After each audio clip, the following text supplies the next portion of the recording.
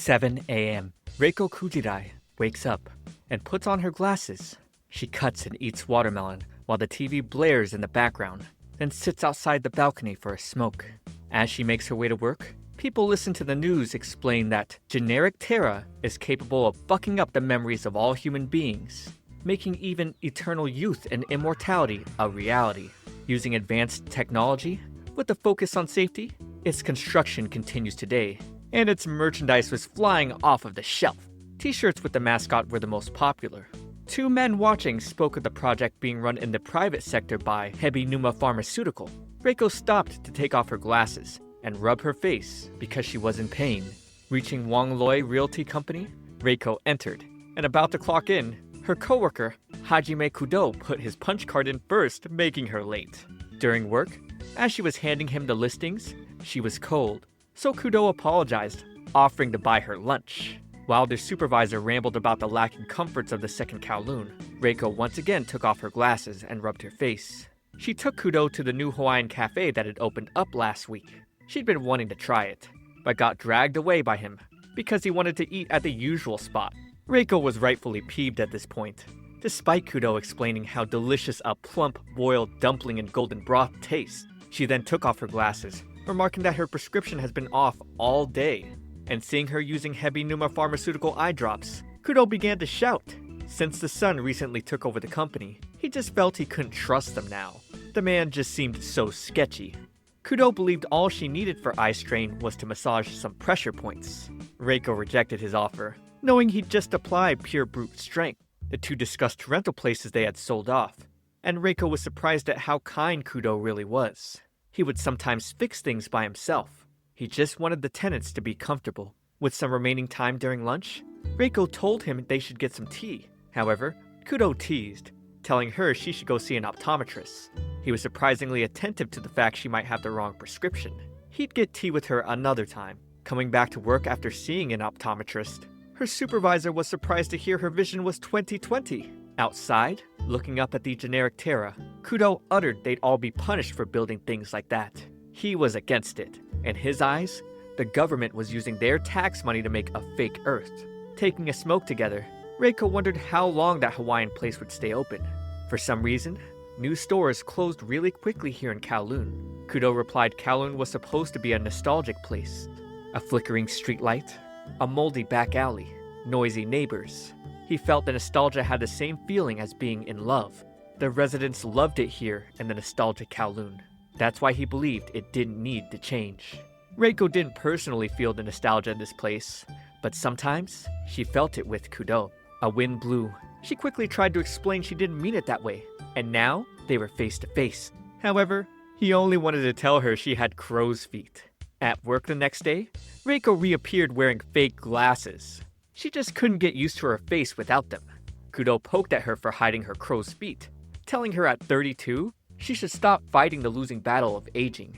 She then noticed his dirty cuff, so he explained he just had to touch 8s. When walking around Kowloon, numbers were seen on the walls. He always had to touch them. That was his personal rule. During break, he decided to take Reiko to the avenue for food. He wanted to show her what made Kowloon, Kowloon. They ate a variety of dishes. By the time they were done, Reiko was completely worn out, but they still had one last stop, Goldfish Tea House. Inside, the server, Tao Guan, was excited to see Kudo, enjoying their time together, with Kudo laughing over Reiko's silly logic of being able to eat watermelon because it was more like a drink. She felt that bit of nostalgia again.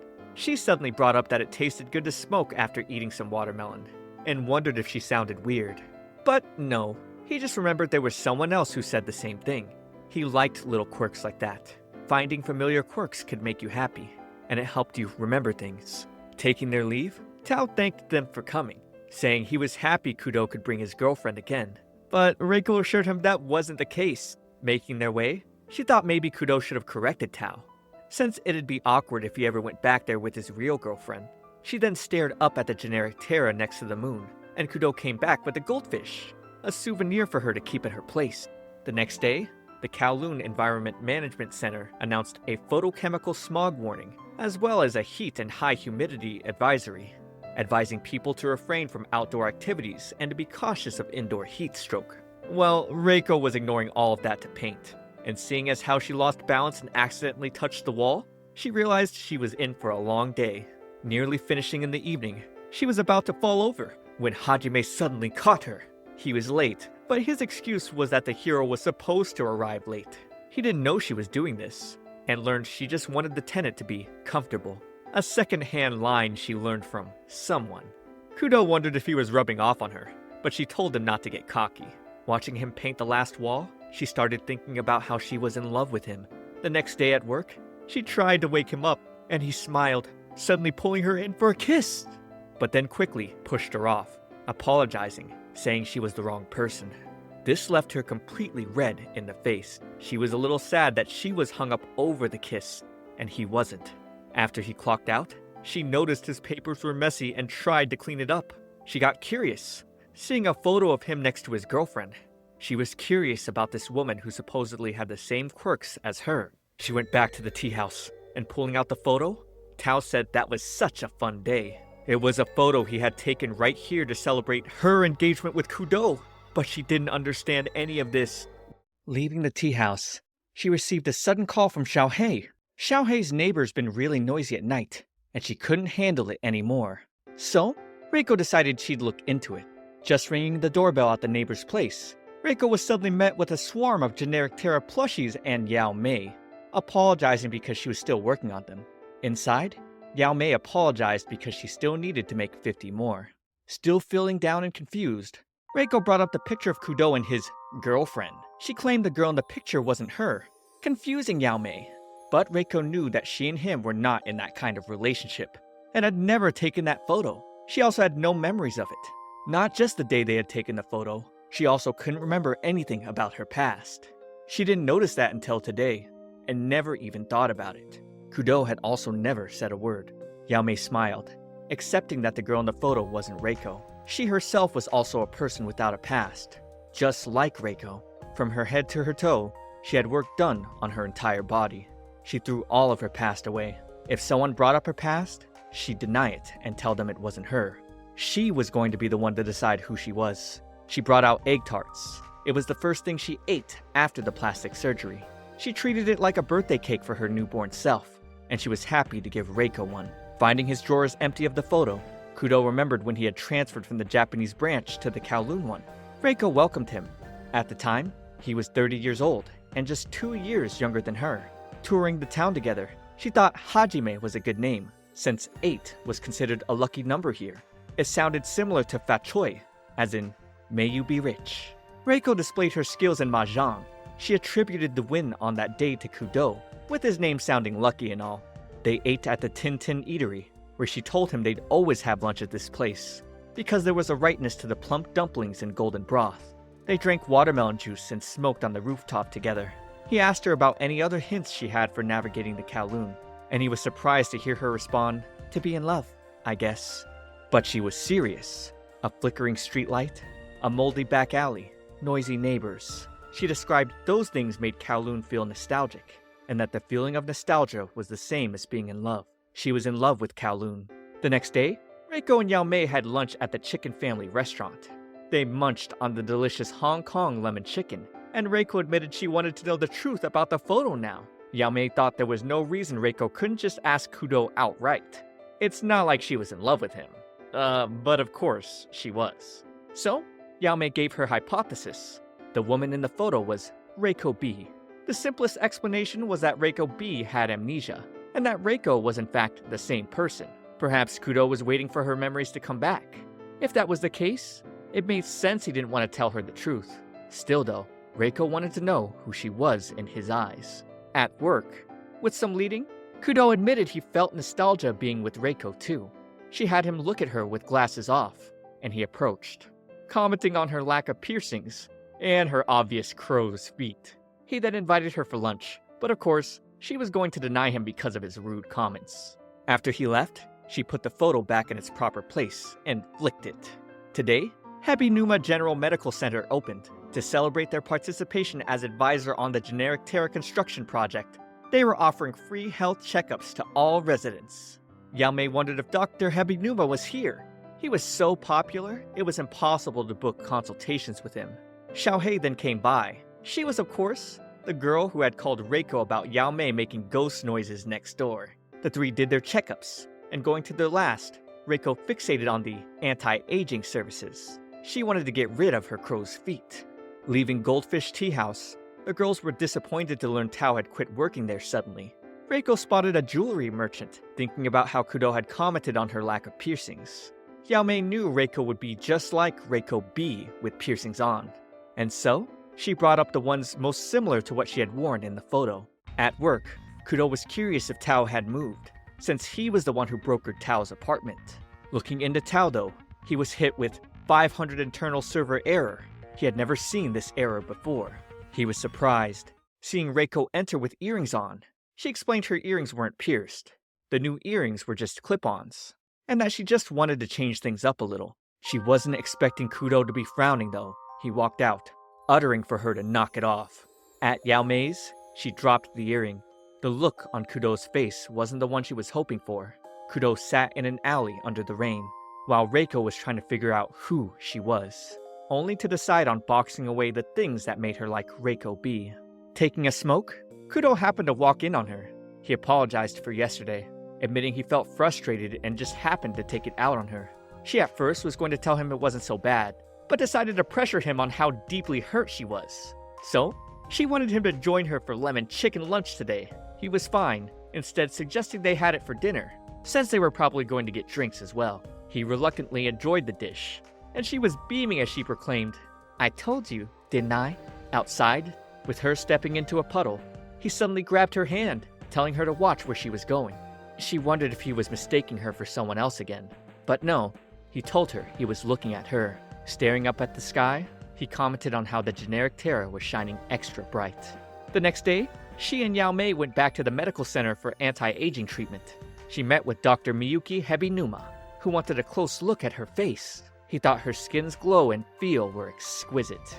He asked her what her family structure was, but she replied she just couldn't remember. She admitted her memories were missing, causing him to smirk after he turned around. He had no comment about her history, except that her wrinkles had none. Wrinkles typically form slowly over the course of daily life, but her wrinkles were different, like they existed from her beginning, mere grooves in the skin. She had wrinkles with no history, and missing memories. It's possible that those memories never existed in the first place. That didn't matter to him though. What mattered was that she existed right now. With his creepy approach, Reiko dragged Yao Mei out, but little did she know, the doctor wasn't done with her.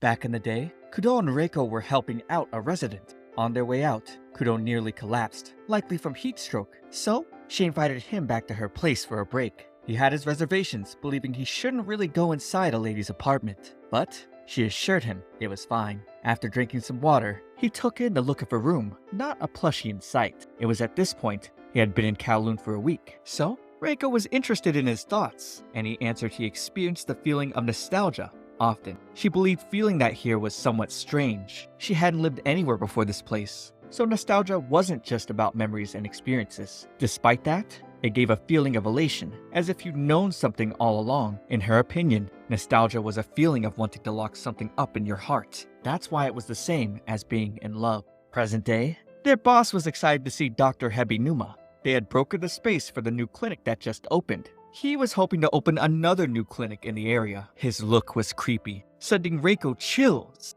The doctor was in no rush to buy, however, and with him staring at Reiko, Kudo got in the way, but was quickly sprayed in the face and sent reeling back. The spray was apparently a new sanitizer developed by Hebinuma Pharmaceutical. The doctor liked to keep things clean. Taking his leave, the doctor suddenly pulled Reiko in close and put his tongue in her mouth? Ugh! And he has the audacity to tell her to choose him instead of the boorish Kudo. His assistant was surprised a germaphobe like him kissed Reiko so suddenly, but he described it as a snake's nature to swallow up what he wanted. The two coworkers hung out together on their day off. With Kudo stepping out to her balcony for a smoke, he reminisced on his time seeing Reiko here doing the same. He walked back in to ask her the name of the goldfish he gave her, and she named it Success. Taking off, Kudo touched the number 8 outside her door, while she wished he'd come back again soon. At work, he wasn't so fond of the flower she put on his desk, but she gave it to him as a thank you for bringing her Success's fish tank. Their conversation was interrupted by Xiaohei,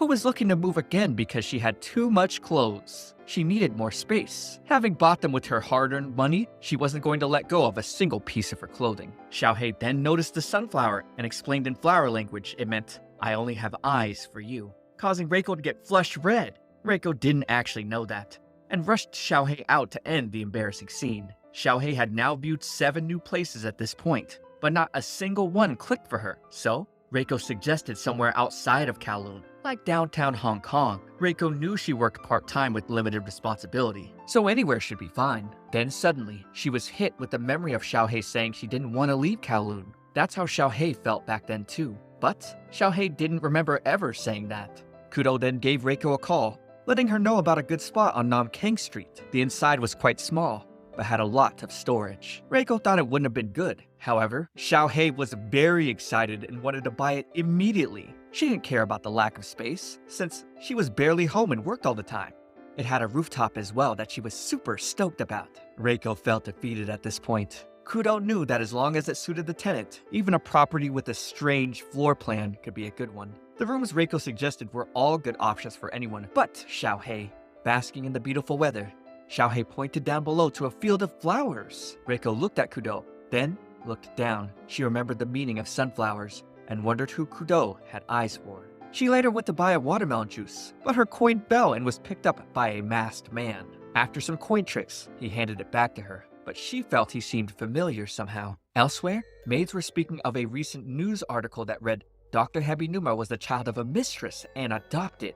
The little boy framed in the Hebinuma household was not actually Miyuki Hebinuma, as he had died along with the wife of Hebinuma Sr. The masked man wondered if Miyuki let the article print out on purpose. Hebinuma Sr. was likely taking it hard with people digging up his painful past. Regardless, the masked man gave his report on Reiko, surprised that it was indeed her. Later, Kudo was asking an associate about Tao Gwen's whereabouts. Strange things had been happening. He couldn't ask Tao's neighbors either, because the route to get there was blocked off by a dead end for some reason. But no one else seemed to remember things being any different. As Reiko took a smoke on Xiaohei's roof, she was met by the masked man, who was actually Tao Gwen. She wanted to know more about her past from him, since he'd known her longer than she could remember. However, he responded by saying while he did know her, the Reiko Kutirai he actually knew no longer existed in this world. He thought it was annoying that she even had a beauty mark in the same spot, and felt like a total stranger was trampling on the precious memory of his friend. While leaving,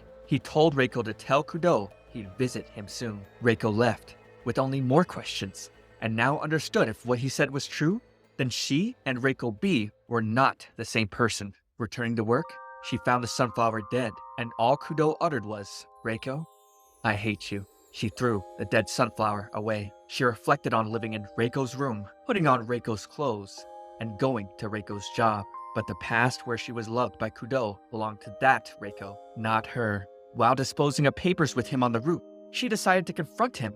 She acknowledged she wasn't the Reiko he knew, and all the things she had, even her quirks, belonged to the other Reiko. But some things were hers alone. The fish tank she picked out, her love for lemon chicken, and being in love with him. But he was cold, responding she was wrong, and that just like she believed the life she lived now was hers, he claimed her feelings for him were just an illusion. She passionately disagreed. She didn't believe an illusion would make her eyes follow him, make her ache for his acknowledgement, make her feel choked up, that a simple illusion would make her crave his touch. She began to cough and suddenly fell over and passed out before him. Oh man, so are the people in the city clones? I gotta know more. Subscribe to keep up with new parts, but for now, watch this next video. It's me, ComfyTea. I'll see you all in the next one.